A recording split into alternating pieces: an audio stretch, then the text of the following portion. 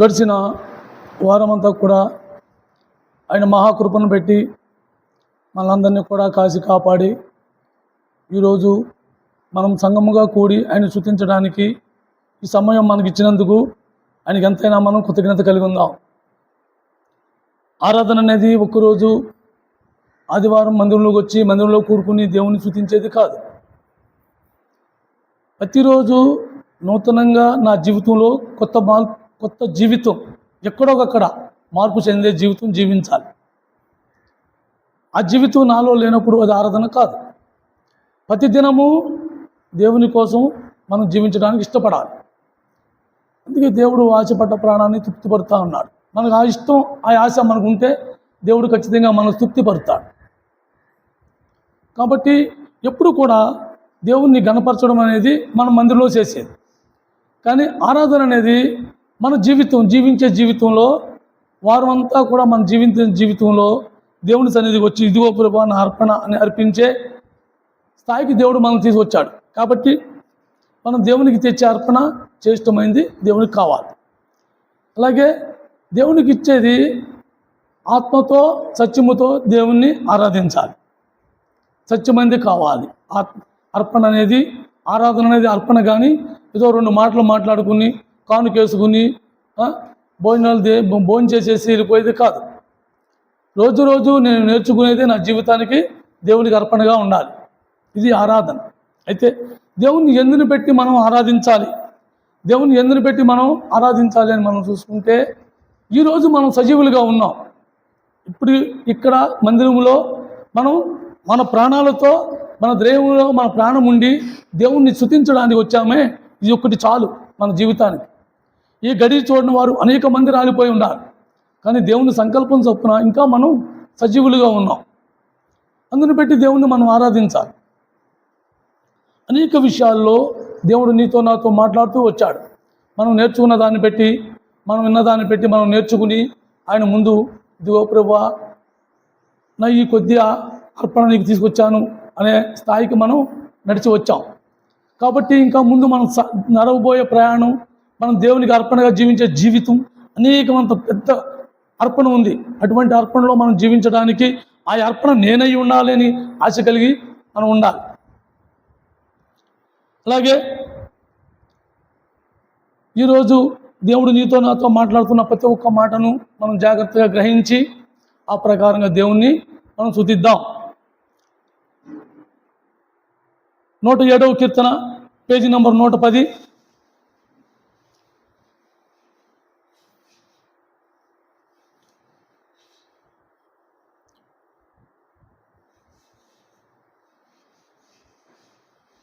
నూట 7వ కీర్తన page number 110 8వ వచనం చదవనక 8వ వచనం. ఆయన కృపను బట్టి నరులకు ఆయన చేయు ఆశ్చర్య కార్యములను బట్టి వారు యెహోవాకు కృతజ్ఞతాస్తుతులు చెల్లించెదరుగాక. ఇది మనం శారీరకంగా చూసుకుంటే ఎన్నో ఉన్నాయి. దీన్ని అసలు మనం ఎలా వర్ణించాలన్నది కూడా మనకు అర్థం కాదు. అన్నీ ఉన్నాయి. అయితే మనకి తెలిసినవి దేవుడు మనకిచ్చిన తలంపును పెట్టి కొన్ని మాటలు మనం ధ్యానించుకుందాం. దేవుడు చేసిన ఆశ్చర్య కార్యములలో నరుణ్ణి సృష్టించడం అన్నిటికన్నా గొప్ప ఆశ్చర్యకార్యం. దేవుడు గర్భంలో పిండముగా వేసినప్పుడు అనేకమైన అణువులు ఉన్నాయి. ఆ అణువుల్లో నేనున్నాను, అన్నిటిలో నేనున్నాను. నాకు జీవం పోసి ఆ అణువులో ఒక జీవాన్ని నన్ను ఉంచాడు. దేవుడు ఉన్న అణువులన్నింటినీ కూడా తీసేశాడు. నా జీవితంలో దేవుడు చేసిన గొప్ప కార్యం అది. అలాగే నువ్వు నేను మనమందరినీ కూడా తల్లి గర్భం వేసిన అణువులన్నింటిలోనూ అన్నీ తయారవుతే ఆ తల్లి గర్భం మోయలేదు. దేవుడు ఆయన సృష్టి ప్రకారం ఆయన నియమించిన నియమం ప్రకారం మనకు తెలియదు. ఆ తల్లి గర్భంలో మనం ఎప్పుడు అని మనం ఊహించుకుంటే మనకి జ్ఞాపక శక్తిని బట్టి మనం ఫలానప్పుడు ఇన్ని నెలలు అని మనం గ్రహించుకుంటాం. కానీ దేవుని లెక్కితం వేరే ఉద్దేశంగా ఉంటుంది. ఆయన అణువు వేసినప్పుడే లెక్క కానీ మన లెక్క కాదు. అందుకు కాబట్టి కొన్ని సందర్భాల్లో మనకు తెలియకోకుండానే బిడ్డ ప్రసవించవచ్చు, మన లెక్కను దాటిపోయే వాళ్ళు కూడా ప్రసవం రాకపోవచ్చు. ఎందుకంటే దేవుని ఉద్దేశం వేరు, దేవుని లెక్కలు వేరు. అలాగే దేవుడు మనం ఎవరు ఎక్కడ పుట్టామో తెలియదు. ఆయన ఎంత అద్భుత కార్యం చేశాడంటే మన పట్ల నేను ఎక్కడ పుట్టానో తెలియదు, నువ్వెక్కడ పుట్టావో తెలియదు, ఎవరు ఎక్కడ పుట్టామో తెలియదు, ఎవరు ఎక్కడ పెరిగామో తెలియదు, ఎవరు ఎలా జీవించామో తెలియదు. కానీ ఈరోజు ఆయన చేసిన అద్భుత కార్యం ఏంటంటే మనందరినీ ఒక్కటిగా చేశాడు. ఒక సంఘముగా కూర్చుకుని ఆయన శిరస్థానములో ఆయన నుండి మనందరినీ కూడా అవయవములుగా చేర్చుకున్నాడు. ఇది గొప్ప అద్భుతం. అనేకులు ఉన్నారు, లోకంలో అనేకులు ఉన్నారు. ఆ రోజత్వమాలు ఉంటారు, ఎవరిదైనా వెళ్ళిపోతారు. కానీ మనం మాత్రం ఎలా ఉంటామంటే ఎవరికైనా ఏదైనా ఆపద వచ్చినప్పుడు కానీ, కష్టం వచ్చినప్పుడు కానీ, బాధ వచ్చినప్పుడు కానీ, ఏదైనా అక్కర వచ్చినప్పుడు కానీ ఖచ్చితంగా మనం వెళ్ళి అమ్మ ఏం చేస్తున్నావు ఒక మాట ఓదార్చి ఏదైనా అవసరమైతే నాకు కవర్ చేయమని మనం చేసినా చేయకపోయినా ధైర్యాన్ని ఇచ్చే మాట దేవుడు మనతో పలికిస్తాడు. ఎందుకంటే మనం చేయకపోవచ్చు, కానీ ఆ కార్యం దేవుడు చేస్తాడు. నీ పట్ల నా పట్ల దేవుడు చేసే అద్భుతాల్లో ఇదొకటి. మనం సంఘంగా కూడి ఉన్నామే, ఈ సంఘంగా కూడి ఉండటం అనేది ఒక గొప్ప ధన్యత. నీకు నువ్వుగా, నాకు నేనుగా, నేనుగా, ఎవరికి వారుగా ఉంటే అది సంఘము ఐక్యత కాదు. అందుకే దేవుడు మనం ఎవరెక్కడ పుట్టినా సరే అందరినీ కూర్చుకుని ఆయన సంఘంలో చేర్చుకుని ఇది నా సంఘము, వీళ్ళు నా పిల్లలు అని మనకు ఒక సావుకుని ఇచ్చాడు. ఇది ఆయన చేసిన అద్భుత కార్యం. ఇలాగా మనం చూసుకుంటూ పోతే మన పట్ల అనేకమైన అద్భుతాలు చేశాడు. ఈరోజు పలానా ఆడుకొల్లు గ్రామంలో, పలానా ఆగుమడి దెబ్బ సంఘంలో ఇక్కడ ఒక మందిరం కడతారని, ఇక్కడ మనం కూడుకుంటామని ఎవరు ఊహించుకోవాలా. కానీ ఆయన ప్రణాళికలో మాత్రం జగతికి పునాది వేయక ముందే ఉంది. పలానా చోట పలానా ఒక మందిరం కట్టాలి, అక్కడ వీళ్ళంతా కూడుకోవాలి, వీళ్ళందరూ నా పిల్లలు, వీళ్ళకి స్వేచ్ఛ కావాలి, వీళ్ళతో నేను మాట్లాడాలని ఒక నియమం ఆయన నియమించుకున్నాడు. ఇది నీకు నాకు తెలియదు. కానీ ఆయన చేసే కార్యాలు మనం ఊహించుకుంటూ వెనక్కి వెళ్తూ ఉంటే వెనక్కి వెళ్ళే కొద్ది అనేకమైన కార్యాలు మనకు నీకు నాకు తెలుస్తూ ఉంటాయి. ఆయన చేసిన కార్యాల్లో అనేకమంది ఉన్నాయి మన జీవితంలో. నన్నుగా నేను పోల్చుకుంటే నన్ను అనేకులు ఏమన్నారో తెలుసా? తాగి ఎప్పుడు గుండెలు సత్తారా అనే జీవితం నా జీవితం. నేను తాగుడు మానేస్తానని నా కన్నవాళ్ళే ఊహించుకోవాలి. నా పాప జీవితం నేను విడిచిపెడతానని నా భార్య ఊహించుకోవాలి. నేను వేసిన నా స్వచ్ఛతాన్ని నేను విడిచిపెట్టుకుంటానని నన్ను నేనే ఊహించుకోవాలి. అలాంటి జీవితంలో దేవుడు ఒక నూతన కార్యం, నూతన అద్భుతం చేశాడు. ఏంటి అద్భుతం అంటే మన సినిమాల్లో కానీ కొంతమంది మనుషులతో కానీ కొన్ని మాటలు మనం వింటూ ఉంటాం. కత్తి పట్టినోడికి కత్తితోనే సావురా, ఏమో నేను అలా చచ్చిపోవాల్సిన ఉండేమో. దేవుడు ఆయన ఆచార కార్యాన్ని పెట్టి నన్ను దాని నుంచి విడిపించాడు. ఒక నెలలో 12 కేసులు నామే ఓపెన్ చేస్తే నన్ను రౌడీ స్పీడర్గా ఎన్నిక చేశారు.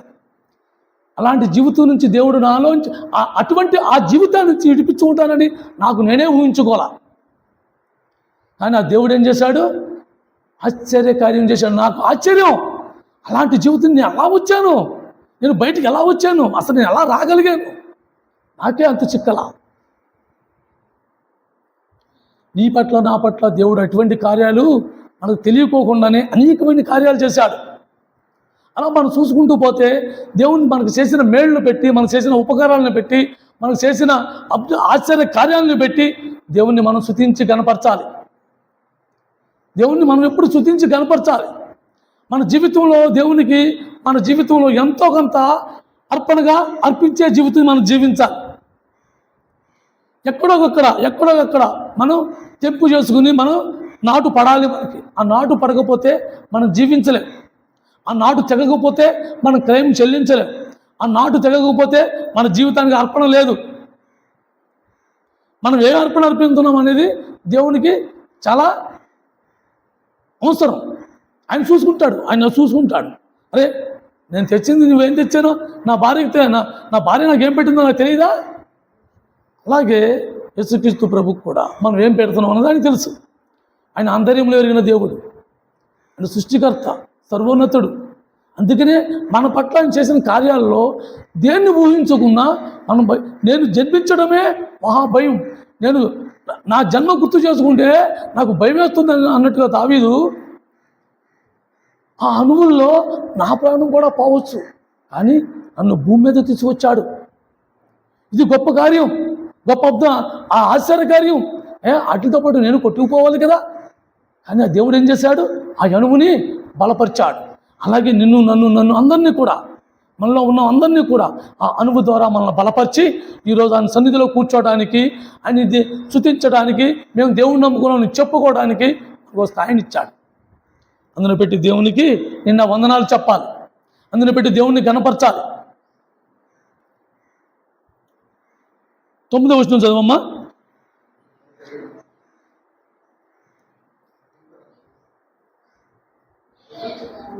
తొమ్మిదవ వచనం, ఏలయనగా ఆశగల ప్రాణమును తృప్తిపరిచి ఉన్నాడు, ఆకలిగా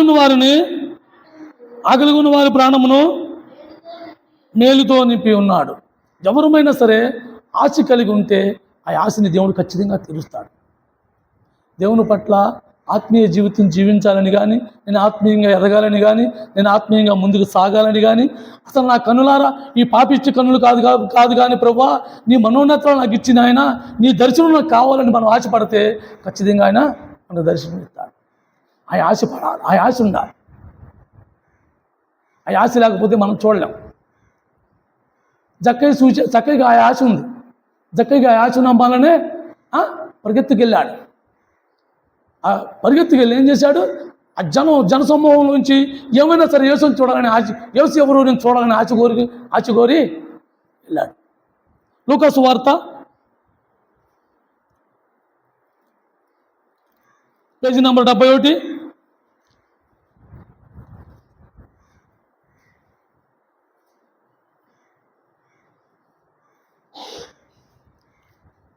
లూకా సువార్త 9వ అధ్యాయం 19వ అధ్యాయం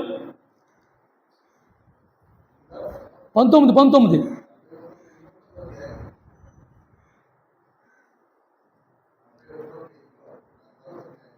71 అండి, 71 పేజీ అండి, 41 కాదు. 71 పేజీ నెంబరు 19వ అధ్యాయం 3-4 వచనాలు, 2-3 వచనాలు. దారిగుండా పోవచ్చు ఉండెను, ఇదిగో సుంకరి దత్తపు ధనవంతుడైన జక్కయ్యను పేరుగల ఒకడు యేసు ఎవరో చూడగోరెను గాని పొట్టువాడైనందున జనులు గుంపు కూడి ఉండుట వలన చూడలేకపోయాను. ఆయనకి ఆశ ఉంది, పరుగులెట్టుకుని వెళ్ళాడు. జనం గుంపు కూడి ఉన్నారు. జనం గుంపు కూడి ఉండటం వల్ల, ఆ పొట్టువాడైనందువల్ల యేసుని చూడలేకపోయాడు. యేసుని చూడలేకపోయినప్పుడు మనలాగా నాకు ఇది దేవుడి చిత్తం కాదేమో అని విడిచిపెట్టలా. ఇది పోన్లే, ఈ పట్టు మళ్ళీ పట్టు వచ్చి చూద్దాంలే అని వెళ్ళిపోలా, నిరుత్సాహపడలా. ఏమైనా సరే నేను యేసుని చూడాలి అలా ఒక ఆశ కలిగి ఉన్నాడు. అలాగే మనం కూడా ఎన్నో సందర్భాల్లో ఎన్నోసార్లు దేవుడు సమాధానం ఇవ్వట్లా, దేవుడు సమాధానం మాట్లాడతల్లా అని ప్రార్థనలు లేచిపోయిన రోజులు ఎన్నో రోజులు ఉన్నాయి. కానీ ఎప్పుడైతే ఆ ఆశ, నేను ఏమైనా సరే నేను యేసుతో మాట్లాడాలి, నా ప్రభు నాతో మాట్లాడతాను కానీ నేను లెగనని తీర్మానించుకున్నప్పుడు మనందరితో దేవుడు మాట్లాడాడు. మనం ఆశ కలిగి మందిరంలోకి వచ్చినప్పుడు దేవుడు నాతో ఏం మాట్లాడతాడు, నా ప్రభు నాతో ఏం మాట్లాడతాడు అని ఆశ కోరి వచ్చినప్పుడు దేవుడు ఖచ్చితంగా నీతో నాతో మాట్లాడతాడు. ఏదో వచ్చాములే టైం గడుపుకుంటే సరిపోతుందిలే అనుకున్నప్పుడు అసలు నువ్వు ఎంత కూర్చుని గంతులేసినా, నువ్వు ఎంత పాకుళ్ళైనా దేవుడు మాట నీకు వినపడదు. ఎందుకంటే నీ చెవులు మందమెక్కిపోయాయి, నీ హృదయం కాఠిన్యం అయిపోయింది, నీకు వినపడదు ఇంకా. కానీ ఆ చక్క ఎలా చేయలా?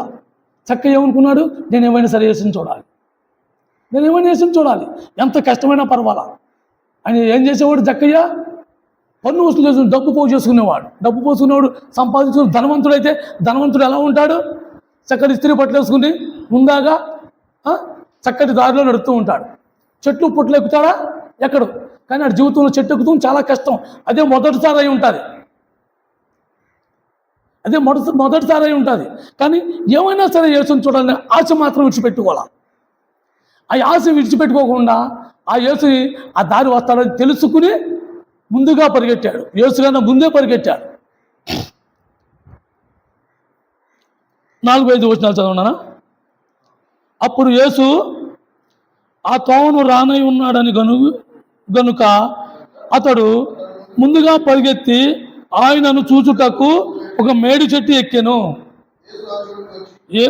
ఒక నిమిషం, మేడి చెట్టు ఎక్కాడు. ఎక్కడికి వచ్చాడు? అక్కడ చూడలేకపోయాడు. జనం ఉన్నారు, అనేక మంది ఉన్నారు. అనేక మందిలో గుంపు కూడా ఉన్నప్పుడు దేవుణ్ణి చూడలేకపోయాడు. ఏవైనా సరే నా దేవుణ్ణి చూడాలి, యేసు ఎవరో నేను తెలుసుకోవాలి, నేను చూడాలి. యేసుని చూడాలంటే మన మనోనేత్రాలు వెలిగింపబడాలి. మనకు ఫస్ట్ ఆ ఆశ ఉండాలి. ఆ ఆశ లేకపోతే దేవుడు మన మనోనేత్రాలు, ఆయన నేత్రాలు మనకి ఇవ్వడు. ప్రభా నేనేమైనా నేను దర్శించాలి, ప్రభా నేనేమైనా నేను చూడాలి అని పట్టుదలతో మనం ఉన్నప్పుడు దేవుడు దర్శనం జరుగుతుంది.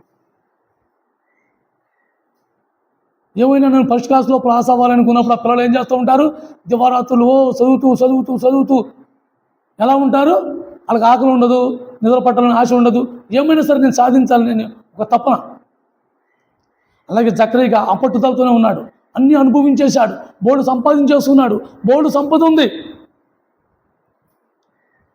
ఆ లోకంలో ఉన్న గౌరవ మర్యాదలు, డబ్బు మా ఎదురుగుండా తిట్టలేపు చాటును తిట్టుకున్నా కానీ డబ్బున్న ఎదురుగుండా ఏమంటారు?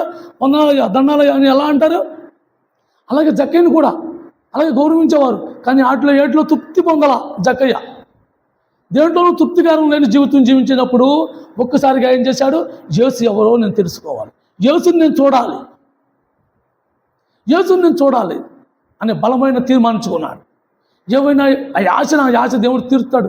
యేసుని నేను చూడటమే నా ప్రధాన ధ్యేయం అని ఒక విశ్వాసంతో బలంగా నమ్మి ఆ యేసు యొద్ద ఆ చెట్టుకు తగ్గ పరుగులకి వెళ్ళాడు. చెట్టు ఎక్కినప్పుడు అది జారిపోవటమో లేదా చీరుకుపోవటం ఏదో జరిగి ఉంటాయి. కానీ వాటిని లెక్క చేయరా. ఏమైనా యేసుని చూడాలి, ఇదే తీర్మానం. అటువంటి తీర్మానం నీకు నాకు లేనప్పుడు, మన ఇష్టానుసారంగా మనం జీవించినప్పుడు దేవుడు మన మనోన్నతలు వెలిగింపజేశాడు. మనల్ని కూడా దేవుడు ఎవరో తెలుసుకోవాలి, యేసు ప్రభు ఎవరో చూడాలి, యేసు ప్రభు ఎవరో ఆ మాటను వినాలి అనే ఆశ నీకు నాకు పుట్టించాడు ఆ దేవుడు. ఆ జక్కయ్య మనసులో తృప్తికరం లేని జీవితం వచ్చేసింది. తృప్తిపడే జీవితం అసలు ఏ దేంట్లోనూ ఆయనకి సంతోషం లేదు, ఆనందం లేదు, నెమ్మది లేదు. అలాగే ఒకగానొకప్పుడు మనం కూడా నెమ్మది లేని జీవితం, అనేకమంది ఉన్నా, అంత గౌరవ మర్యాదలు అనేకమంది చుట్టూ ఉన్నా కానీ నెమ్మది లేని జీవితం. కూర్చున్న వాళ్ళు కూడా లేచి రానా కృష్ణనా దా కూర్చోనా అని సీట్లు కాల్చి ఇచ్చిన జీవితంలో లేదు. కానీ నాకు నేనుగా వచ్చి సంతోషంగా కూర్చునే జీవితంలో ఉన్న ఆయా తృప్తికారం దేంట్లోనూ లేదు. ఆ దేవుని సన్నిధిలో, దేవుని సావాసంలో, దేవునితో కలిసి ఉండటం ఆ జీవితం ఇంకా దానికి వెలకట్టలేని జీవితం. అలాంటి జీవితం కోరుకున్నాడు జక్కయ్య, అలాంటి జీవితం కోరుకున్నాడు. ఒకగానొకప్పుడు మనం కూడా అలాగే కోరుకుంటే ఈరోజు దేవుడు నీకు నాకు ఆ స్థాయిని ఇచ్చాడు. జక్కయ్యకి ఇచ్చినట్టుగానే ఆ తృప్తిపరిచాడు నిన్ను నన్ను కూడా. జక్కని ఎలా తృప్తిపరిచాడో అది కూడా చూసుకుందాం. 5వ వచనం చదవనా? యేసు ఆ చోటుకు వచ్చినప్పుడు కనులెత్తి చూచి, జక్కయ్య త్వరగా దిగుము, నేను నీ ఇంట ఉండవలసి ఉన్నదని అతనితో చెప్పగా. చూడు, ఆ మాట వినేటప్పటికీ ఆ దుర్మార్గుడే పాపంలో నష్టపోయి కుళ్ళిపోయి జీవించిన మన జీవితాల్లో యేసు రే రామకృష్ణ, నువ్వు రామకృష్ణువు కదరా, నువ్వు ఏ పేలువు రా ఇలా రా పిలిస్తే ఆ పిలుపు ఎలా ఉంటుంది ఒక్కసారి మనం అనుభవించి చూస్తే మన జీవితంలో ఎలా ఉంటుంది? ఓ ప్రభా, నన్ను పిలిచావా, ఈ బుద్ధిహీనుణ్ణి, ఈ బలహీనుణ్ణి, ఈ ఏ మంచితనం లేని ఈ దౌర్భాగ్యుడిని నన్ను పిలిచావా? ఎవరి మీద కనికరం లేని మనసు, ఎవరిని ప్రేమించలేని స్వభావం, ఎవరి మీద ప్రేమ అనురాగాలు లేని జీవితం, నా జీవితాన్ని నువ్వు పోల్చి కూడా నన్ను పిలిచావా? తండ్రి, నేను ఏ పాటి వాడిని ప్రభా, నీ పిలుపుకి నేను అరకున్నా, నాకు అరకుతుందా అని నిగ్రాంతులైపోయిన స్థితిలో మనం ఉన్నప్పుడు దేవుడు ఏమన్నాడు? నువ్వు నా చెల్లి ఇటురా, నా తమ్ముడు ఇటురా అని అలా మనందరినీ పేరు పెట్టి పిలుచుకున్నాడు. జక్కయ్య, నీ ఇంట్లో బసా చేయవలసిందిరా, త్వరగా దిగిరా. ఆ ఉరుకులాడిన ఉరుకులంతా పోయాయి, దెబ్బలన్నీ పోయాయి, అవన్నీ సిరిగిపోయినవన్నీ పోయాయి. ఏముంది? ఆనందం. యేసు నన్ను పిలిచాడనే ఆనందం, యేసు పిలిచాడు నన్ను తృప్తికారం. నీ జీవితంలో, నా జీవితంలో మనం ఏం కోల్పోతున్నామో అది జాగ్రత్తగా గమనించుకోవాలి. మనం దేవుని సన్నిధిని కోల్పోతున్నామో, దేవుడు స్వరాన్ని మనం కోల్పోతున్నామో, అసలు మనం దేనికోసం వస్తున్నామో, ఏం కోల్పోతున్నామో అనేది మనకు ఒక ఆలోచన కలిగి ఉండాలి. ఆ ఆలోచన లేకుండా వచ్చి కూర్చుంటాం కూడా వ్యర్థమే. కానీ జక్కయ్య చూసే వరకు కూడా విడిచిపెట్టలా. ఎప్పుడైతే యేసుక్రీస్తు ప్రభు పిలిచాడో అప్పుడు అతడు త్వరగా దిగి సంతోషముతో ఆయనను చేర్చుకొనేను. సంతోషం, ఆ సంతోషం, ఆ ఆనందం ఎలా వచ్చింది? ఆ డబ్బుతో వచ్చిందా? ఆ ఆస్తితో వచ్చిందా? ఆ సంపదతో వచ్చిందా? జనవంతులు భయపడితే వచ్చిందా? నన్ను చూసి భయపడుతున్నారని గర్వంగా తిరిగితే వచ్చిందా? లేదే. జక్కయ్య, నీతో నేను గడపాలని ఉంది. ఒక్క మాట దేవుడు పిలిచాడు. ఆ పిలుపుకి కట్టుబడి ఆ ఆనందాన్ని తట్టుకోలేక ఆ ఆనందంలో తన పాపాన్ని విడిచిపెట్టేసుకున్నాడు. తను ఏ పాపం చేశాడో ఆ పాపాన్ని తిరిగి అందరికీ చెల్లిచ్చేస్తానన్నాడు. ఏ పాపాన్ని కూడగొట్టుకున్నాడో ఆ పాపం అంతా పటాపంచలు చేసుకుంటా అన్నాడు. మనం కూడా మనలో ఉన్నదాన్ని దేన్నైనా సరే, వ్యర్థంగా దేనైనా మనం చేశామా, వ్యర్థంగా ఎవరి దగ్గరైనా లాక్కున్నామా, ఎవరి దగ్గరైనా మనం అపహరించామా, ఎవరైనా మోసం చేశామా, ఏదైనా సరే తిరిగి మనం మర్యాదపూర్వకంగా వెళ్ళి వాళ్ళకి చెప్పి మరి ఇచ్చేస్తే దేవునికి మహిమ. దేవునికి మహిమది. నిజమే, వీళ్ళు దేవుడిని నమ్ముకున్న మననే ఇన్ని రోజులు గడిచిపోయినా తిరిగి తెచ్చిచ్చారు.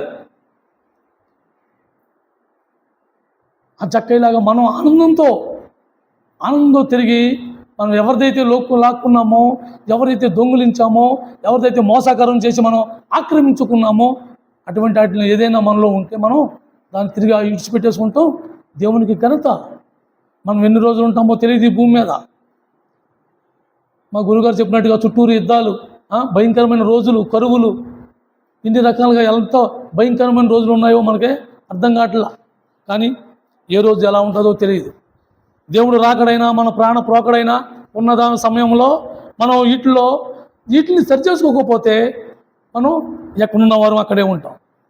పాపనేసం తీసుకున్నాం కదా, నేను ప్రతి మీటింగ్కి రెగ్యులర్గా వెళ్తాను కదా, నేను దేవుడి మాటలు శ్రద్ధగా వింటాను కదా అని దేవుడి మాటలు వినటం వేరు, ఆ ప్రకారం జీవించడం వేరు. దేవుని కోసం జీవించేది అనేది క్రైమ్తో కూడింది. ఈ మాట మనం పదే పచాలు ప్రతి వారంలో ఏదో ఒక సందర్భంలో మన నోటంట వస్తూనే ఉంటుంది, దేవుడు పలికిస్తూనే ఉంటున్నాడు. కాబట్టి మనం క్రైమ్ చెల్లించుకోవాలి. ఆ క్రైమ్తో కూడింది మనకు చాలా అవసరం. ఆ క్రైమ్ చెల్లించుకోకపోతే మనకు మనమే దేవుడి తీర్పు దినాన్న మనం లెక్కప్పు చెప్పుకోవాలి. అలాగే ఇంకొక ప్రాణి ఉంది, ఆశపడ్డ ప్రాణి ఇంకొకటి ఉంది. యోహాను సువార్త 4వ అధ్యాయం పేజీ నెంబర్ 83.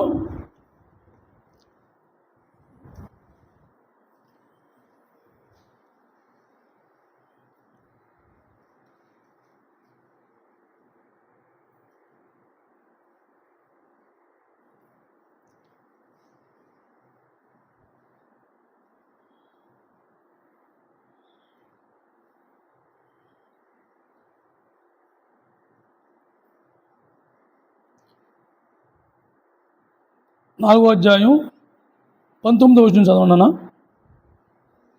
19.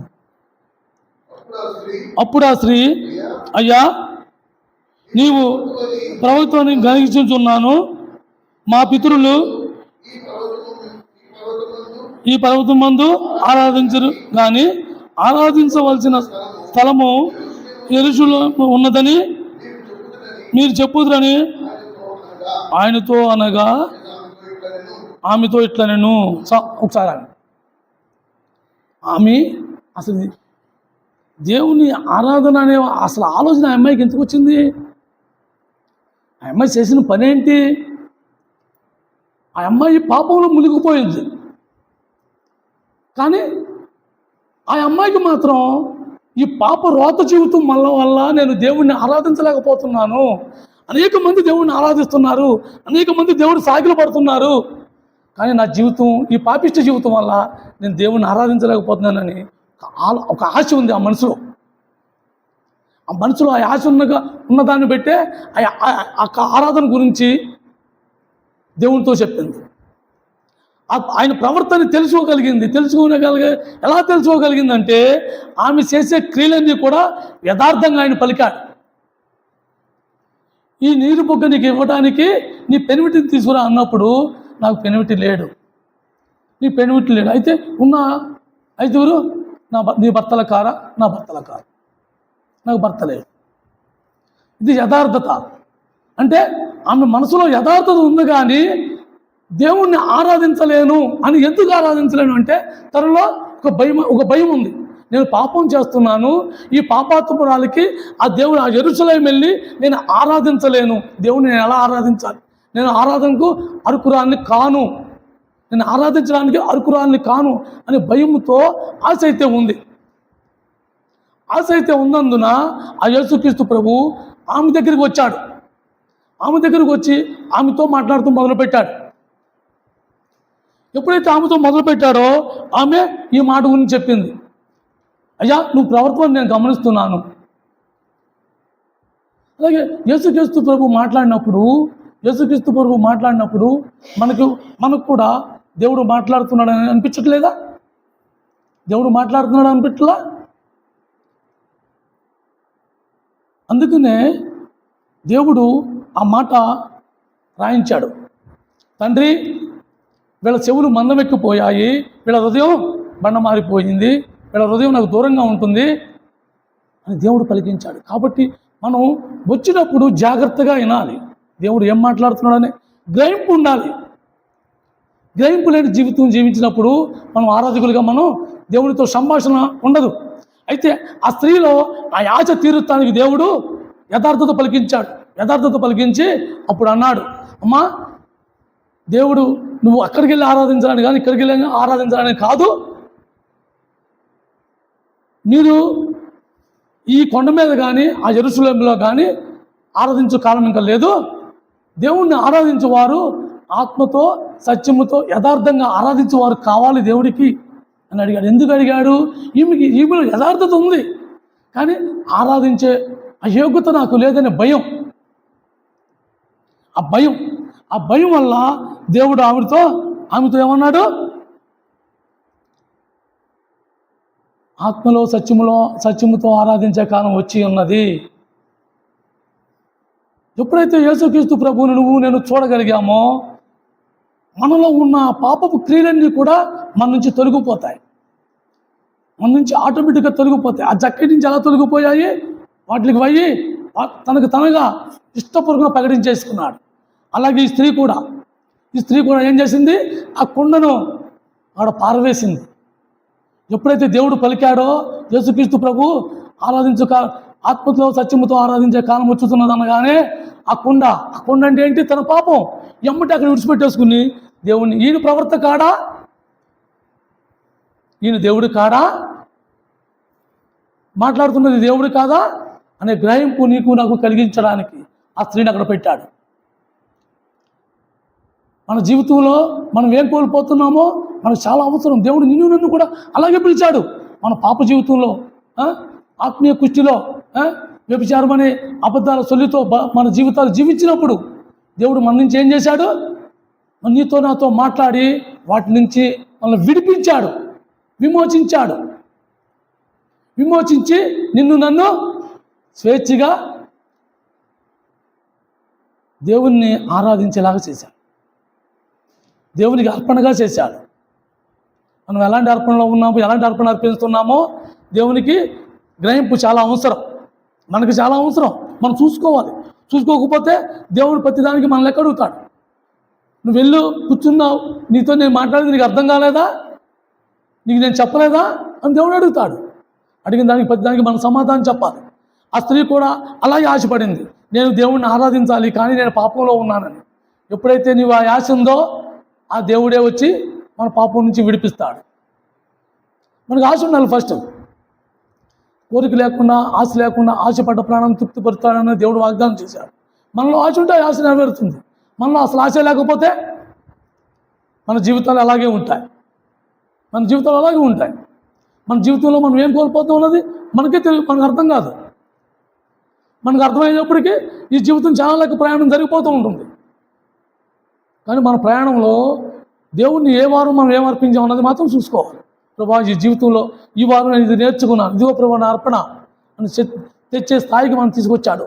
మనకుండా ఆ రోజు మనం విడిచిపెట్టుకున్నాం, ఈరోజు మనం విడిచిపెట్టుకున్నాం. ఇంకా మనలో ఏమైనా ఉంటే ఈ కొండ ద్వారా మనం విడిచిపెట్టుకుందాం. ప్రభుని ఆరాధించడానికి ఇష్టపడదాం. ప్రభుని ఆత్మతో సత్యంతో ఆరాధించడానికి ఇష్టపడదాం.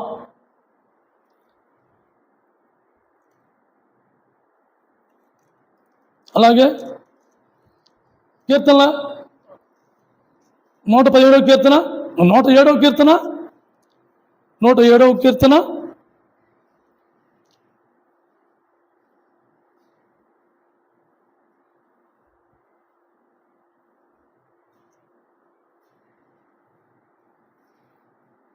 14వ కీర్తన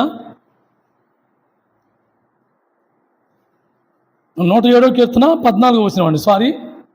సారీ అండి, 107వ కీర్తన 14వ వచనం. వారి కట్లను తెంపివేసి చీకట్లో నుండి మరణాంధకారములో నుండి వారిని రప్పించెను. మన కట్లు తెంపివేశాడు. మనం ఎప్పుడైతే ఆ స్త్రీ ఎప్పుడైతే ప్రభా మా తండ్రిదండ్రులు అక్కడ ఆ కొండ మీద ఆ పర్వతం మీద ఆరాధించారు, కానీ మీరు వచ్చి మాతో చెబుతారని, మేము యెరూషలేములో ఎక్కడికి వెళ్ళి ఆరాధించాలో మీరు మాతో బోధిస్తారని మేము ఆశపడి ఉందాం అన్నప్పుడు ఆమె పాపాన్ని గుర్తు చేశాడు. ముందుగానే ఆ పాపాన్ని గుర్తు చేసి ఆ పాపం నుంచి ఆ కట్టల నుంచి కట్టలు ఆ ఏ పాపం అనేది కట్టబడిపోయి ఉందో ఆ కట్టలను తెంపేశాడు. అలాగే మనల్ని కూడా మన లోకమనే పాపంలో చిక్కుకుపోయి ఉన్నప్పుడు, ఈ లోకమనే బందికాలంలో బంధింపబడి ఉన్నప్పుడు, ఈ లోకమనే కుళ్ళులో మనం చుట్టుకుపోయి ఉన్నప్పుడు, మురుగు గంపులో ఈ మురుగు గుంటలో మనం ఇముడిపోయి ఉన్నప్పుడు ఆయన ప్రశుద్ధ రక్తముతో నన్ను శుద్ధి చేసి శుభ్రంగా కడిగి ఆయన విడిపించాడు. కట్లన్నీ తెంపేశాడు. నీకున్న బంధాలన్నీ తీసేశాడు.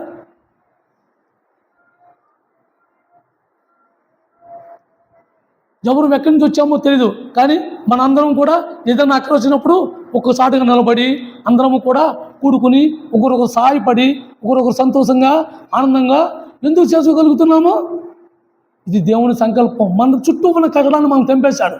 మనకున్నదల్లా ఒకే కట్టడ, ఏంటది? సంఘం అనే క్రీస్తు అనే కట్టడలో మనం ఉన్నాం. మనం అంతకుముందు మనం నచ్చిన కట్టలో ఇమిడిపోయి బంధింపబడి ఈ అపవాది క్రియల్లో మనం చిక్కుకుపోయి మనం నలిగిపోయిన స్థితిలో దేవుడే మనల్ని ఆ కష్టం నుంచి మనం విడిపించాడు, వాటి నుంచి మనం విమోచించాడు. మనందరినీ ఒకటిగా చేసుకుని ఆయన శిరస్థానంలో ఉండి మనల్ని అంగములుగా చేర్చుకున్నాడు. అందుని బట్టి ఈరోజు దేవుని నేను ఆరాధించాలి. లేకపోతే మనం నీకు నువ్వుగా నాకు నేనుగా ఉంటే అది ఎవరికి ఏ ఘనత లేదు. అదే మనం ఒక సంఘంలో ఉన్నాము, ఆ సంఘంలో మా యేసు ఉన్నాడు, యేసుకి మేము అవయవమై ఉన్నాము, యేసుని బట్టి మేము పనిచేస్తున్నాం, పనివారమై ఉన్నాము అని ఒక తీర్మానంలో మనం ఉన్నప్పుడు అది ప్రభుకు ఘనత. ఆ ప్రభువుని బట్టి నీకు నాకు ఘనత. లేకపోతే మనందరం కూడా ఆ స్త్రీలాగా ఎప్పుడు ఎవడో వచ్చి నన్ను నడిపించాలనే స్థితిలో ఉండేవారమే. కానీ దేవుడు నన్ను పిలుచుకున్నాడు. ఆయన మాట్లాడి ఆయన జీవంతో మనల్ని పోషిస్తూ మన ప్రాణాలను తృప్తిపరిచి ఆయన మన కట్ల నుంచి విడిపించాడు. అలాగే చీకటి జీవితం. చీకటి అంటే ఏంటి? పాపంలో మనం జీవించినప్పుడు, పాపం అంటే ఏంటి? తెలుసుండి కూడా మనం పాపంలోనే ఉండిపోయి పాపంలోనే బందికాలంలో బంధింపబడి. చూడండి, చాలామంది అంటూ ఉంటారు, పాపంలో నువ్వు ఎలా ఉండిపోయావు, ఆ పాపం నుంచి విడిపించుకోలేవా, ఆ పాపం నుంచి నువ్వు రావా బయటికి అని ఎలాగా బాధపడుతూ ఉంటారో మనం కూడా అలాగే బాధపడేవారు. ఎప్పుడైతే ఓ దేవా ఈ పాపం నన్ను వేలుతుంది, ఈ పాపంలో నేను చిక్కుకుపోయా, ఈ పాపం నేను విడిపించుకోలేకపోతున్నా, ఈ ద్వేషాన్ని నుంచి నేను బయటికి రాలేకపోతున్నా అన్నప్పుడు నీలోంచి ద్వేషాన్ని తీసేశాడు. ప్రభా నాలో ఈ అసూయ ఉంది, ఈ అసూయ నుంచి నేను విడిపించుకోలేకపోతున్నా, నాలో స్వార్థం ఉంది అని నేను గోజాడుకున్నప్పుడు దాని నుంచి నన్ను తీసేశాడు. తన సంఘములో అంగముగా నన్ను చేర్చుకున్నాడు. నిన్ను నన్ను కూడా అలాగే చేర్చుకున్నాడు. మనందరినీ కూడా ఒక సంఘంలో అంగంగా చేర్చుకుని మన యొక్క ఆ చీకటి జీవితం నుంచి విడిపించాడు, విమోచించాడు. దావీదు కూడా అలాగే అనుకున్నాడు. దావీదు కూడా ఏమనుకున్నాడు? నేను రాజుని, నేను ఏ పాపం చేసినా నన్ను ఎవడు చూస్తల్లా, నన్ను ఎవడో పట్టించుకోడు అనుకున్నాడు. అనుకునేటప్పటికి నాదాను ప్రవర్త రాగానే దేవుడు పంపించి, అదిగో నా అనుచరుడు పాపం చేసి సలామం చేసుకుంటున్నాడు, ఒకసారి వెళ్ళి వాడికి బుద్ధి చెప్పు అని చావుకుని పంపించినప్పుడు 51వ కీర్తన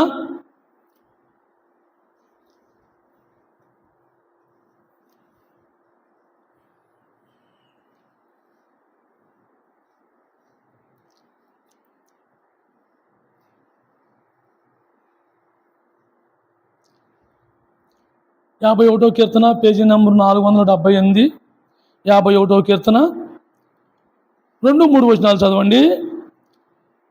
నా దోషములు పోవునట్లు నన్ను బాగుగా కడుగుము, నా పాపములు పోవునట్లు నన్ను పవిత్రపరచుము. నా అతిక్రమములు నాకు తెలిసే ఉన్నవి, నా పాపములు ఎల్లప్పుడూ నా ఎదుట ఉన్నది. అప్పటి వరకు పాపం తెలియలా. పాపం చేసినమ్మటే అతను ప్రవర్త వచ్చి బుద్ధి చెప్పాడా? లేదు. అసలు ఎంతవరకు వీడు పశ్చాత్తాపడి ఒప్పుకుంటాడా ఒప్పుకోడా అని దేవుడు కొన్ని రోజులు విడిచిపెడతాడు. మనం చేసేది అతిక్రమం ఉన్న సంగతి దేవుడు తెలుసు, కానీ మనకేమి కాగట్లేదు కదా అని మనం అనుకోవచ్చు.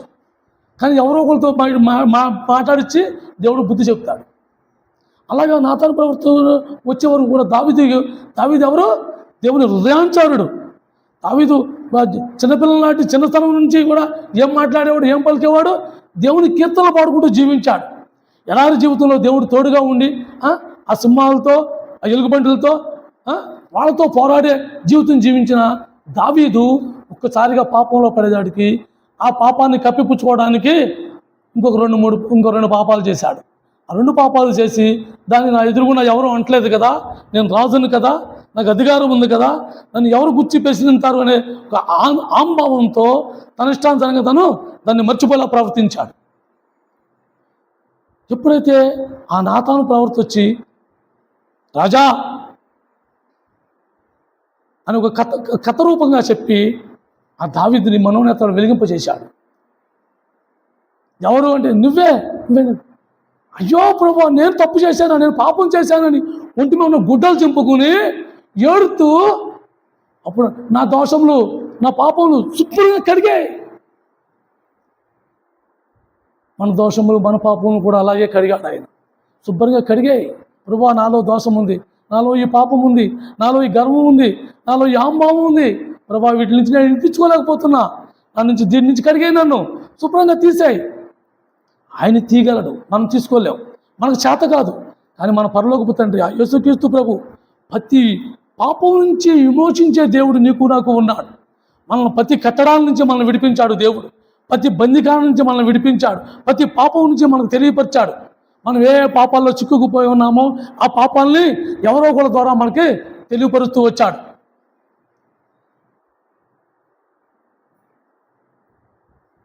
ఆ కట్టడాల నుంచి, ఆ పాపాల నుంచి దేవుడు మనల్ని ఎలా ఇడిపించి వస్తున్నాడో మనకు బాగా గ్రహింపు కలిగి ఉండాలి. అలాగే నువ్వు నేను కూడా బలహీనులమై ఉన్నాం. బలహీనులమై ఉన్నప్పుడు దేవుడు ఆయన రక్తంతో మనల్ని కడిగాడు, మన పాపాలను కడిగాడు. మనం బుద్ధిహీనులమై, బలహీనులమై, భక్తిహీనులమై మనం జీవించినప్పుడు దేవుడు నీ పాపాలు, నా పాపాలు కడిగాడు. ఆయన రక్తంతో, ఆయన స్వరక్తంతో కడిగాడు. రోమీయులకు రాసిన పత్రిక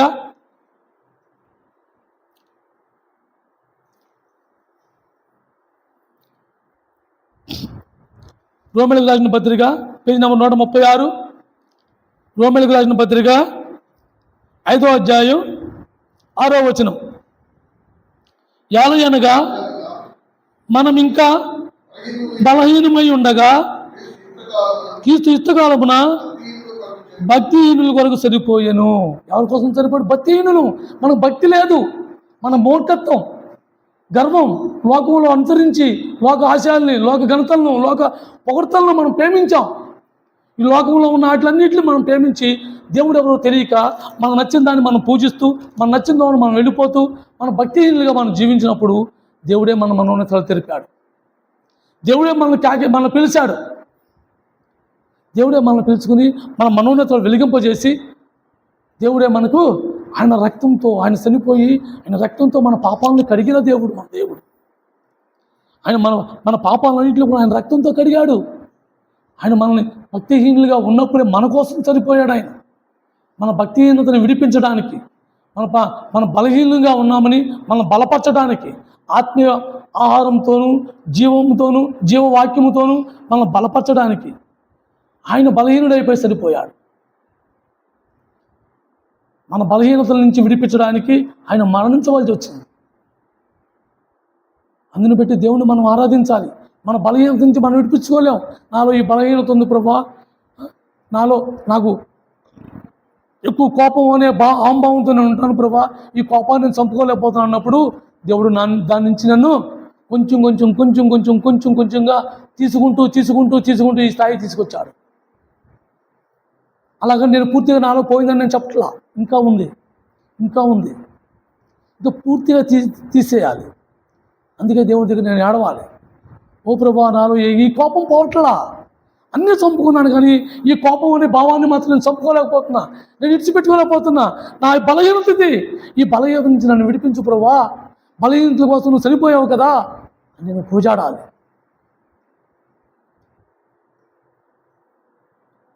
ఎపిసిలకు రాసిన పత్రిక ఇదొక్కటి చదువుకుని దేవుని స్తుతిద్దాం.